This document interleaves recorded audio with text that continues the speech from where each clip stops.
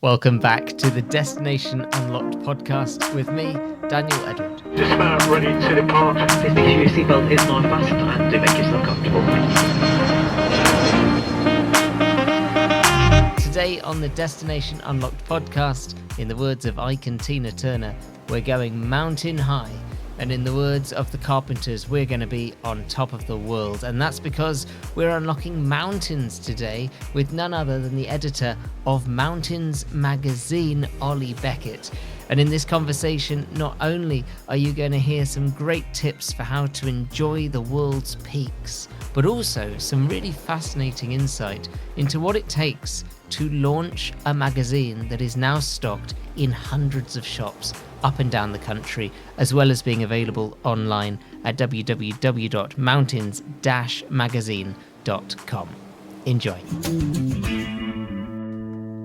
So, Olly, what are you unlocking for us today?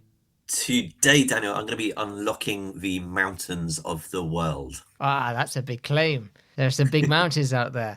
People say, are you a mountain or a sea person? Mm-hmm. And you find you're a mountain person, do you? That's the question that I kind of asked myself over the years as someone that's worked and traveled for 2.5 decades is, that question of beach, city, mountain, forest. And after having a good, long, hard think about it, mountains was definitely coming out on top. I like the others, but mountains are where I belong. Why?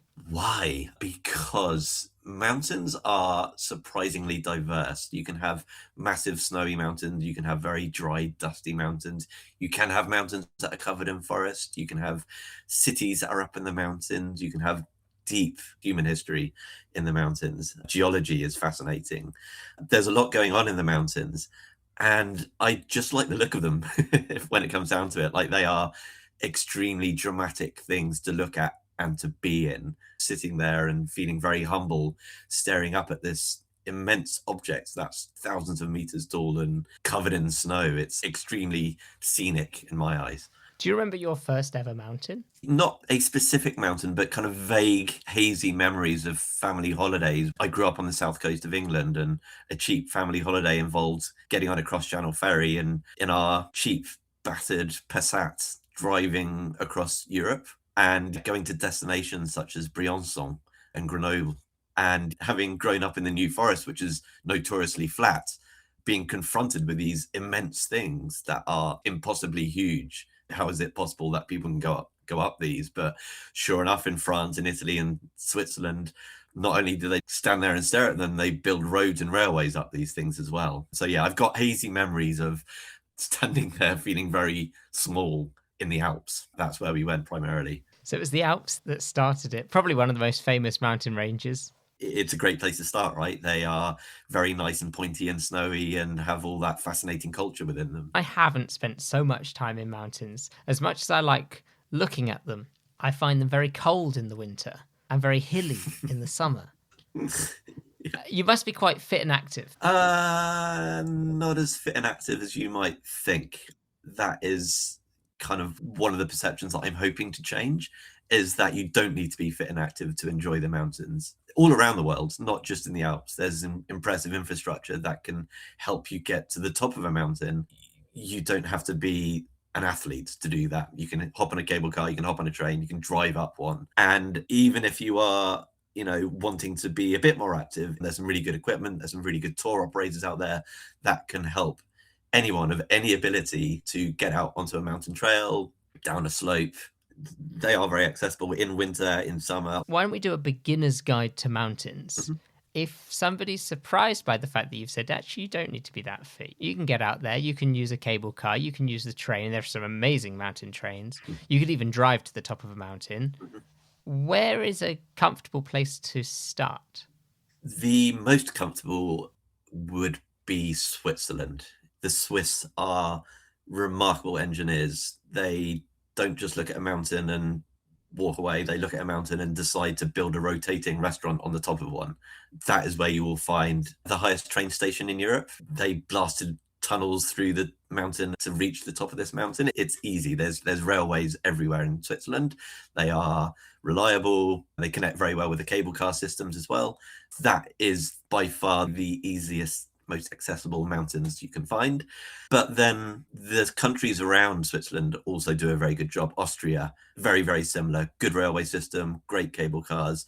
France, also very, very good. Compared to Switzerland, I'd say those countries are more affordable.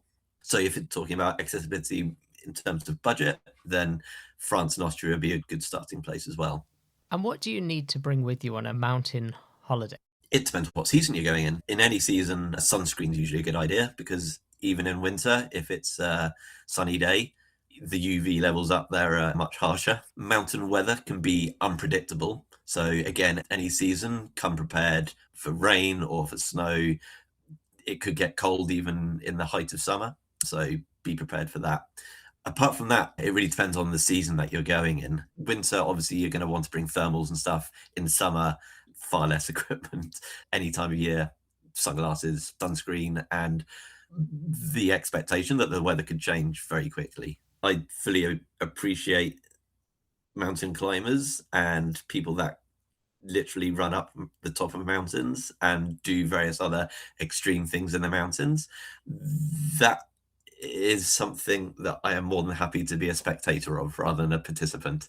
My magazine, it's for people that just want to go up, enjoy the mountains without necessarily having to do anything, or at least do anything extreme. Yeah, just to enjoy being there in this gorgeous environment. Yeah, exactly. Talking of extreme things on mountains, this is something that I saw and I thought, wow, there is something for everyone. Extreme ironing. Have you heard of it? I've heard of it and I've seen the pictures. Yeah, this is where people unfold an ironing board on the top of a mountain, literally on the peak, with all their climbing equipment. Yeah, good for them. I just have no idea what brings somebody to think that that's a worthwhile pursuit. They bring a deliberately unironed shirt to iron it at the top of climbing up a mountain. I mean, I struggle to do ironing at the best of times, let alone at the top of a mountain. So exactly. Yeah. And all of that extra weight to carry. Yeah, and how do they plug the iron in?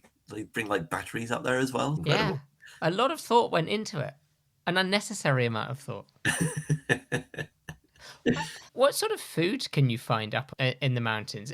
Are there resorts where essentially you're staying in a village, or is it quite a remote holiday? It can be a remote holiday if you want it to be. You can go up and either camp or stay in a remote mountain hut, in which case the food is going to be more basic, although there are now more luxurious mountain huts way up in the middle of nowhere where you can get good gourmet cuisine. But like I said, there's cities up in the mountains. There are mountain cities which have Michelin star restaurants.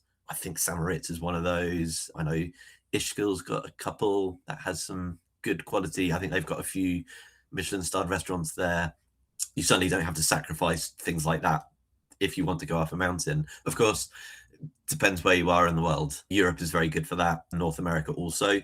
South America, you can certainly go to some good mountain towns and eat very well too, but you're less likely to find like the gourmet cuisine in those kind of locations. I feel like as travel writers, we are sort of spoilt when it comes to gourmet food, though, because I feel like gourmet food seems to be thrown at almost any trip that we do. Whereas when I'm doing my own holidays, I don't actually need it to be Michelin starred. I like local. I like local. I totally agree. Yeah. And luckily for me, I like cheese and chocolate, which are things that are extremely prevalent in the mountains, no matter where you are. I was talking about South America. There's a beautiful town called Bariloche in Argentina that is famous for its chocolate shops. I know it's got very good restaurants as well, but I'm quite a basic person, so just give me some chocolate and I'll be very happy. In the Alps, give me a good fondue any day. Doesn't have to be that complicated. Bit of melted cheese, I'm happy. Find me anybody who would turn, well, apart from somebody who's lactose intolerant, I suppose, in which case they ought to turn it down. But for the rest of us, there's something about a cheese fondue. I mean, especially after you've spent a day doing something mildly active in the mountains, like a nice easy hike, you feel like you've earned that fondue at the end of the day. Did you ever expect that you would be spending your career traveling and writing about it? Certainly traveling, yeah. As a teenager, I read the book 7 Years in Tibet and was immediately inspired. And I guess that's also where my love of the mountains stems from as well. So from that kind of moment on, once I put the book down, I knew that I wanted a life in travel. I wanted to be a travel writer from the get-go. Heinrich Harrer was the author of that book, really good writer. So wanted to kind of emulate his life, going up into the mountains and writing about it. The big disadvantage that I had was that I was never particularly academic. So much as I wanted to start off in journalism and travel writing, did not get the grades to get onto a decent writing course. So decided to go into travel marketing instead. Did a degree in tourism studies, did a really, really good internship at SDA Travel, if you can remember them. They were great, really, really good company. And then once I graduated, it was like, well, still can't really get into journalism. So we'll continue down the travel marketing route and then hopefully sometime soon explore the writing a bit more. About 15 years later, finally had put together enough money to take the risk of being a travel writer. It's, as I'm sure you're aware of, it's not an easy business to get into. It helps if you either have the grades or if you have a bit of money to take the risk at some point to kind of start all over again and build a reputation for yourself. It is a risky business in that sense. And I think a lot of people look at it and think, oh, I'd love to be doing that. Oh, you're so lucky. You're going away to these places. All you have to do is write about it. And actually, there's a lot of stuff in the industry which people don't see. If somebody was looking to follow in what you've done, what is the most important thing that you think they ought to be aware of? Oh, don't expect to be able to support yourself through travel writing overnight. It takes a long time to build up a reputation. Either do what I've done and have a bit of money behind you to start off with, so you don't have to fully support yourself, and have other income streams as well. I know the majority of travel writers, the vast majority, in fact, do have other income streams as well. It's very, very difficult to fully support yourself as just a travel writer. Yeah, it almost doesn't make sense economically. Mm-hmm. Yeah, when you see what you get paid per commission and how difficult it is to get a commission, yeah, it's next to impossible to kind of make that your sole job. And that's why a lot of people have second jobs as well. But a lot of people in the industry are creative types who have stories that they want to share and then want to create outlets for those stories, both our own stories and other people's stories. And I think that's where the magazine comes in. Yeah, the reason for the magazine are multiple. Firstly, there was a gap in the market, but also it's a really good outlet for my writing and for the writing of other travel writers that I really, really admire and think deserve a wider audience. It's something that has now pretty much taken over my life. So in that sense, I'm busy. Economically, still a bit of a struggle. It's a new business. All new businesses, it's a struggle to start off with. But yeah, in terms of the actual being able to write, I've got more than enough on my plate right now.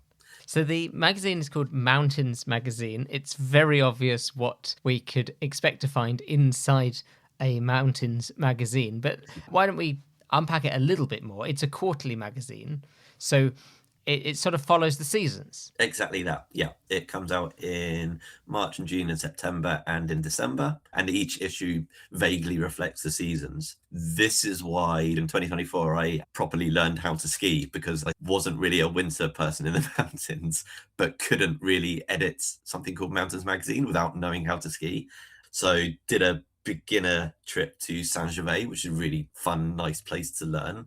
And just about got the hang of it. Oh, actually, no, my first trip was to the snow dome in Milton Keynes. Fantastic place to start. Have you been? That's my entirety of skiing, actually. It's not a bad place. I was genuinely impressed that they had actual snow inside this building in the middle of Milton Keynes. And for people who don't know Milton Keynes, it's the greyest concrete jungle you'll find. It's roundabouts and concrete. It's about as far away as a scenic mountain landscape as you can possibly imagine. And yet there's this immense building with an actual snowy slope inside. So yeah, I decided to go for a group lesson there just so I didn't look like a complete idiot on an actual mountain. And down to how do you put on a ski boot sort of lesson. Yeah, I don't think I'd know. Right. Yeah.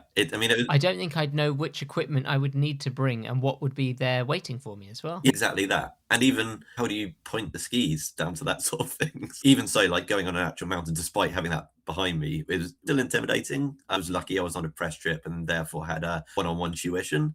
I'd highly recommend, if you do want to do a beginner kind of skiing thing, splash out on a tutor at least once or twice, because They are fantastic at not quite literally holding your hand, but very close to holding your hand, and just kind of slowly helping you improve your technique. And even to, like, if you do fall over, which, you know, it's going to happen probably, they will help you put your skis back on, which is really important when you don't know what you're doing. Oh, what? When you fall over, the skis come off? It depends on how you fall. That is part of the safety mechanism. They should ping off. And of course, if they're pinging off on quite a slope, they're going to ping off and keep on sliding down the slope. So you need someone that can chase after it and then find you again and then help you put this thing back on despite being on an icy slope. Would you recommend learning to ski as an adult? Yes, absolutely. It's not as intimidating or scary as it sounds. I mean, I certainly felt apprehensive and I was scared. But having now done it, there was no reason to be scared. Even though I fell a few times on a more recent visit, just falling onto snow, it's not going to hurt. As an adult, of course, you're not going to be as bouncy as a toddler, but it's an adventure. It's something completely different to anything you would have tried before. So I'd thoroughly recommend it. And what about the après ski side of things? That's the other thing I keep hearing about ski. It's all of the stuff around it and after you've been on the slopes all day. Yes, yeah. I will admit one of the reasons I wanted to try skiing was to justify the après ski as well. The après ski can be as hedonistic or as easygoing as you wish it to be, and there are destinations that you can choose accordingly.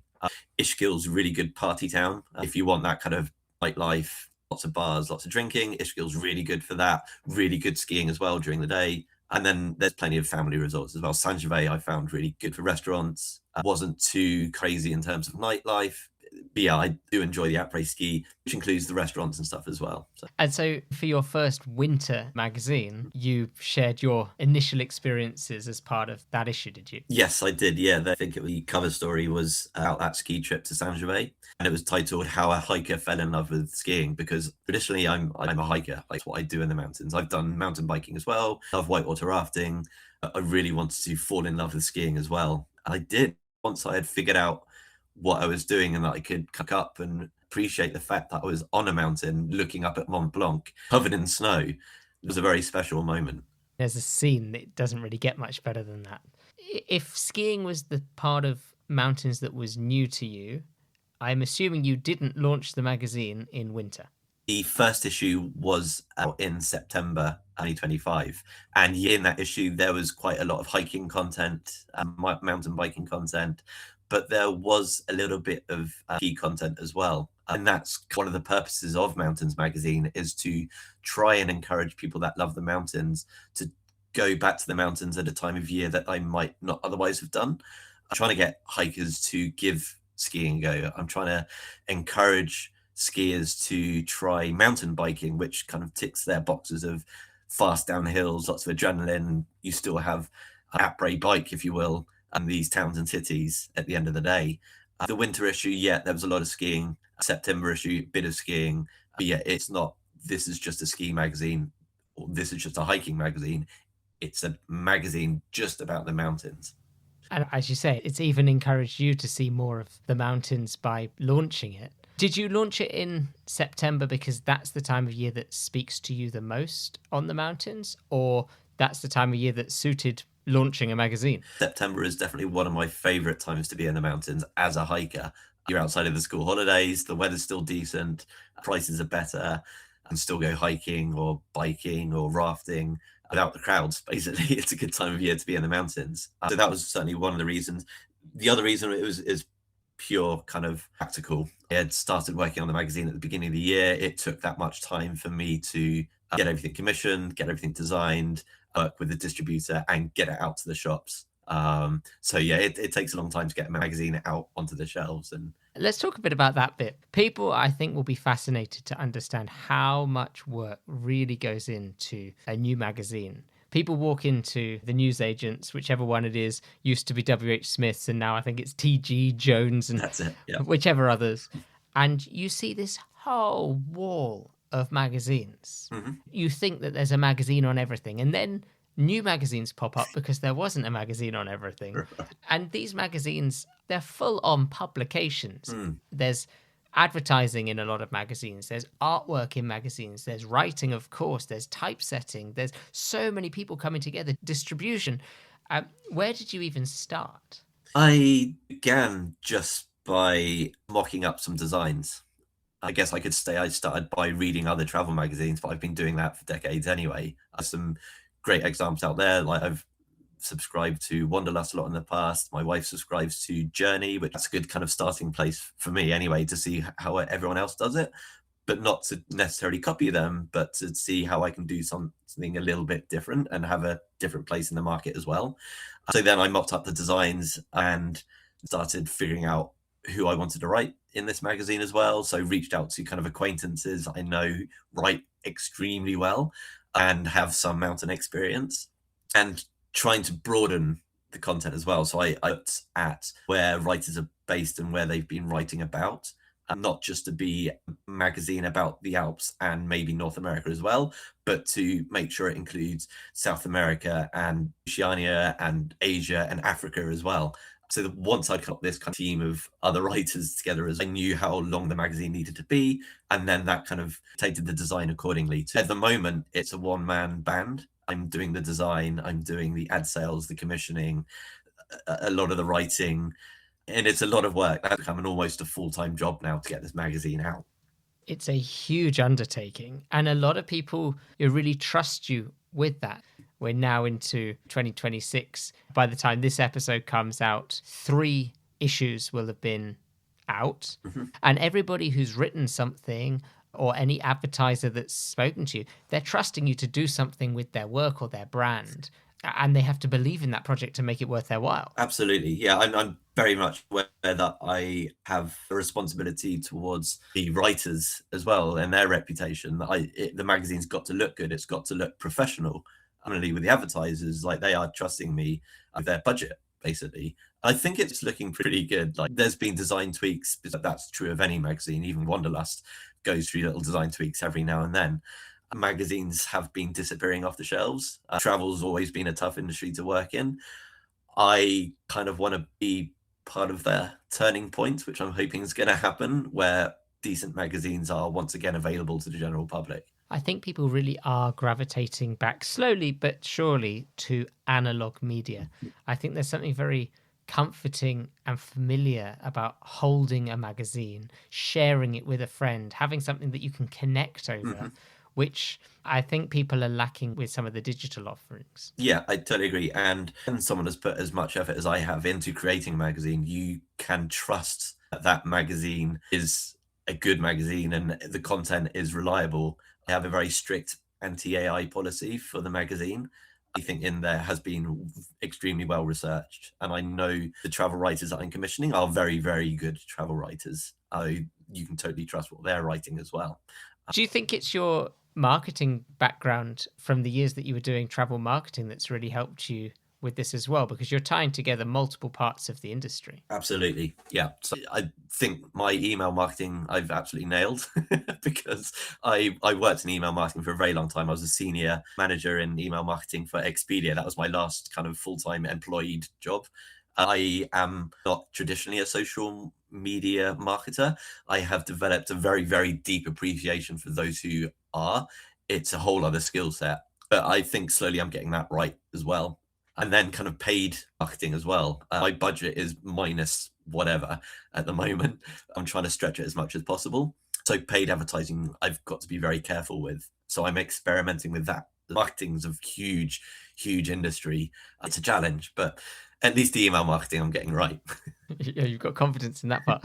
It's a huge amount of pressure for one person to be spearheading such a big project. And I suppose that's one of the things that people don't always realize with this industry, travel writing.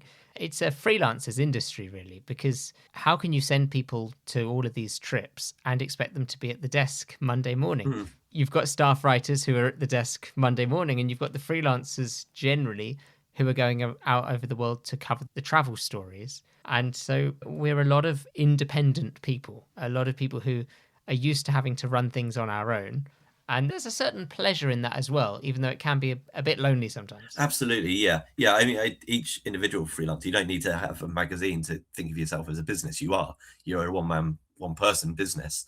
I've always had a deep respect for writers because they have to battle against all these different things and run themselves as a business. They're doing marketing as well, right? It's not easy, but it's hugely rewarding. There's a reason why people do it. And also, I can certainly speak for myself. I don't feel like I'm doing this alone. I've got the support of my wife and friends and family, but also there's a little band of travel writers that I belong to as well. Like I've got this little cheerleading, very supportive group behind me as well. Even speaking with you, this is all part of that support network that I think is very, very strong within the travel writing community. I belong to the British Guild of Travel Writers. Within that, there's deep support for what I'm doing as well. So even though you're working solo, you are not alone doing this. And I think it's so important, whatever people do, whether it's travel writing or accountancy, to surround yourself with people who understand what you do, value what you do, can support it where they've got a skill which will help and can learn from you, because that gives everybody value and meaning. Exactly. If people want to find the magazine, where can they find it? There is a website. Actually, that was the first thing I built. That was more than a year old now. If you go to Mountains-Magazine, that's the website. And then there's a shop link right at the top. You can buy it direct from there. It's priced extremely low. You can get a digital copy for just £2.99. You can get a physical copy delivered to your door for £7.99. If you want to go out into the shops, it's now in around 400 shops across the UK and a few in Ireland. You'll be able to find it in at least 20 airports. If you go to the website, there's a map showing where your nearest branch is to pick up a copy of the magazine. It's priced at just £4.99. So it's priced deliberately low, just so that people give it a try. As travel magazines go, it's probably one of, if not the cheapest one out there. So pick up a copy, give it a go. If you don't like it, then you've only spent £4.99 or £2.99 if you've got the PDF version. That's so exciting to see your magazine in hundreds of shops now, up and down the country. Something which a lot of people don't realise when they go into one of the newsagents and they're flicking through the magazines. And I want to say this explicitly to you, if you're one of these people. If you're picking up a magazine and you're loving it, buy it. Because what happens is magazines that don't get sold within their month or their quarter, their cover gets ripped off and they get thrown away because they don't get returned to anybody. They get destroyed. And I just think it's so sad. So if you're enjoying that magazine, and obviously we all do have a flick through to work out if we want to pick something up, go to the till and get it. Absolutely. Yeah, please do that. I think of all the magazines distributed in the UK, 50% go unsold. So that's 50% of all UK magazines are being pulped. So yeah, just give it a go. It's more or less the price of a cup of coffee in Starbucks. Something I'd love to see, and I don't know if we're likely to see this or not. I want to see newsagents change what they do. I know at the moment they rip the cover off and they pulp them. They should give them to local schools if they are appropriate magazines, because Mountains Magazine sitting in a school library could inspire somebody to change their life. Absolutely. I would be extremely happy for my magazine, once it's reached its sell-by date, to be given away for free. It would give more value to me as a writer and my other writers that I use, certainly to the advertisers as well. Like, they don't care if I'm making money from it. I'm sure they do, but they would appreciate it if that magazine had a far wider circulation. So yeah, give it away for free. Doctors' surgeries, the amount of outdated magazines you find in there, surely someone can find a way of getting these not that old magazines to them as well.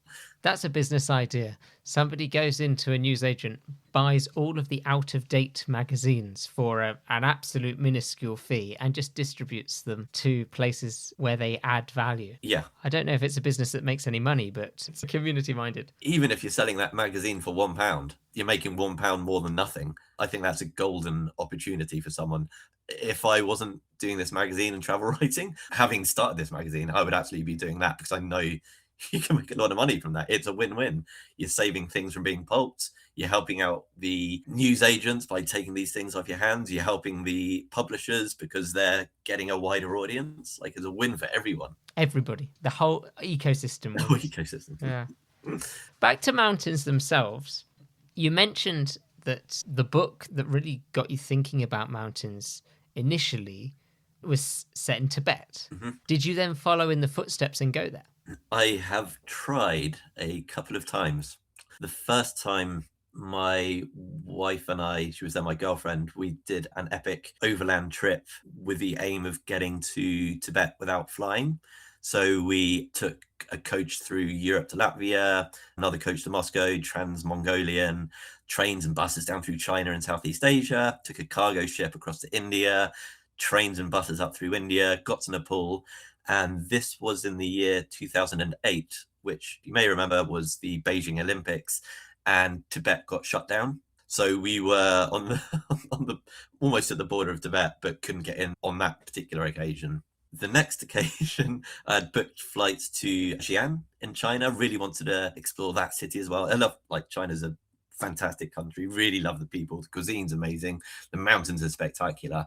I wanted to do that Xi'an to Lhasa railway, the one that goes so high that they pump oxygen into the carriages. So booked the flights, booked everything. And this was in 2020, which famously was the year when everything got locked down. So yeah, that's 2 for 2. I have 2 opportunities, 2 missed opportunities. Still want to go to Tibet, still very much top of the list, 30 years later, pretty much. So I will get there. It's just been a long time coming. It will be even more meaningful when you finally do make it. Absolutely. Where else is on the list then? I've ticked a lot of places off. I've been very lucky. I've now visited every continent. I've been to the foot of mountains, even on Antarctica. There's regions I'd go back to. There's more of the Andes I'd like to explore. I've a really good travel writing acquaintance called Ian Packham. He writes a lot about Africa. He is currently, I think, in Cameroon, and he has been up Mount Cameroon, which looks incredible as well. Would really love to go there. The FCO, I think, is currently a bit ambiguous, if not outright saying don't go to Mount Cameroon at the moment, but it's on the list. Similarly, the mountains of Congo, would really like to go there. There's a lot of Africa I'd like to go to, have not seen enough of. In the March issue of the magazine, there's an interview with Hilary Bratt, the legend that is Hilary Bratt, and she's got a love for Madagascar. Would love to see some of the mountains and highlands of Madagascar as well. You've got me going there. I'm just going to spend hours listing places I want to go to now. So I've confined it to Africa. So there you go. But yeah, plenty of places, not just the snowy ones. Well, that's true. Yes, not all mountains have to be snowy. Absolutely. Yeah, the Simien Mountains in Ethiopia, sticking with Africa, they are huge. They are huge and spectacular. They have these things called glada. They call them baboons, but they're not actually baboons. They're running around. You can just walk up to them, or they'll walk up to you pretty much. There's no one else there. There's very few tourists there, but they are spectacular mountains. You can easily walk and hike there. They're very high, they're over 3,000 meters, so you'll have to acclimatize for a couple of days. But yeah, plenty of places. And when you do go to a place where you've not been to before, so one of these places on your list right now, do you go independently or would you go with a group trip? I have become enough of an experienced traveler that I'm happy to go independently now, and I kind of enjoy the deep level of planning that involves.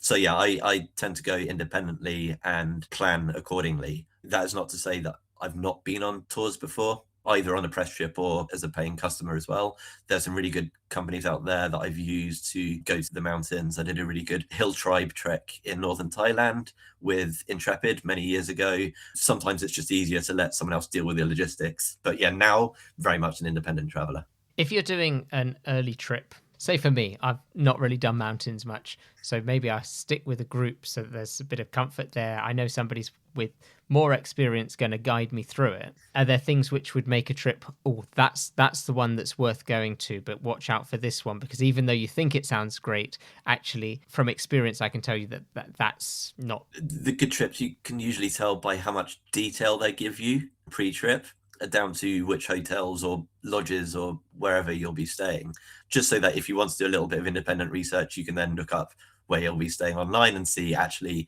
that's an absolute dive. It's probably not safe to be staying there. And also the destinations that some of these tour companies choose to go to, you want to be able to trust that you're going somewhere safe. Some companies do go to places that might not be advisable, but they do it with deep levels of expertise. Untamed Borders is a really good example. They go to Afghanistan and Iraq, but they know the people on the ground. I'm not saying that these are safe places to go to, but yeah, if you want to go to places like that, you want to use people that can display that level of detail in the description that show you actually they know what they are talking about. They have clearly been there before and multiple times. Ideally, there'll be testimonials as well from customers. That's always a good sign. And I think another thing, and this is why I love the magazine so much, it's about talking to expert travelers. And the easiest way to talk with expert travelers is to go to magazines like Mountains magazine and hear what people are saying directly. And travel writers become an expert in their style of travel or location around the world. And you can share that guidance with people in an entertaining way. Yeah, absolutely. The writers that I commission, they have been to the places they are writing about. I would only write about places I have been to, so you can trust what they are saying.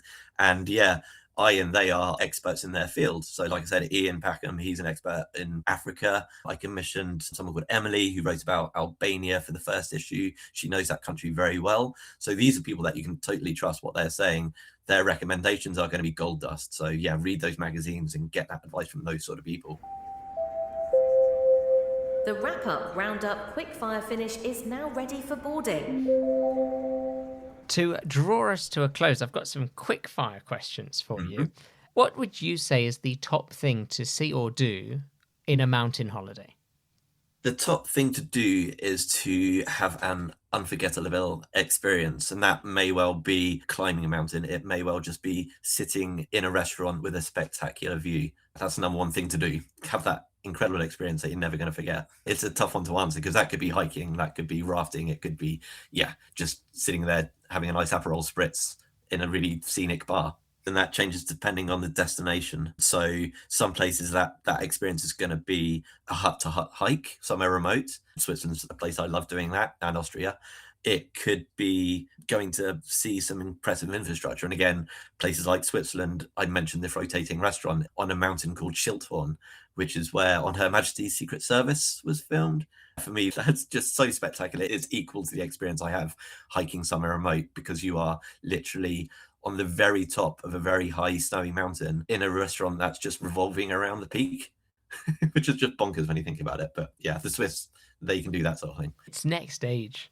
Yeah. What would you say is a tourist trap to avoid if you're looking at heading out onto a mountain for your holidays? It depends on the season. With ski season, you've got to be really cautious about how crowded some of these places can be. You don't want to be waiting for a cable car to the top of the mountain for what can be hours. So be cautious about that, how many people are going, when you're going, and how busy it might be. The other thing is, like, if you are doing a tour or something like that, you don't want it to be too intense. You don't want to be moving all the time. You want to have a bit of time to just sit or stand and appreciate the views as well. When's your favourite time of year to be out on the mountains? Shoulder seasons. So you mentioned September, October is also good. I'm talking about Northern Hemisphere here. So the equivalent in the Southern Hemisphere as well. It's not going to be too crowded. The weather's still going to be okay. You can book into a remote mountain hut pretty easily. It's exciting. What is a top book or film for somebody who's interested in spending a bit more time on the mountains? Well, of course, I'm going to say 7 Years in Tibet. It's a really good book. The author, probably a bit problematic, but if you can oversee that, this was the 1930s, 1940s after all. It's a very good inspirational book. In terms of actual films, there's like disaster films, which I'd absolutely recommend you do not watch because they tend to be the more extreme things like climbing. So don't necessarily bother with those. I'd say stick to books. I'm a writer. So yeah, good books by people like Hilary Bratt, who's written about her life in travel and how she uncovered this very remote trail to Machu Picchu. Find any of her books and be inspired. Read 7 Years in Tibet and maybe you'll be very much inspired like I was. Now, typically for this next question, I ask for a top food or drink to try in wherever we're talking about.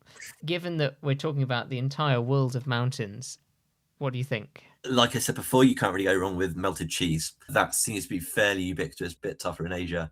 But yeah, melted cheese and chocolate. In terms of drink, go for something local. There's some really good local mountain drinks. If you go to Austria, you're going to find it hard to avoid the local schnapps.